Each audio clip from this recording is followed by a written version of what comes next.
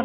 ฝากใจของพี่เอาไว้ที่สะพานมอนสัญญากลับมาแน่นอนแม่ขวัญอ่อนเมืองพลอยคิดถึงคนงามเมืองกาญจนบุรีคิดถึงคนดีหัวใจของพี่เรียกหาคุณแม่แต่ว่าไม่นอถ้าพี่จะขอขวัญตาจะยกกันมาไปหาที่กาญจนา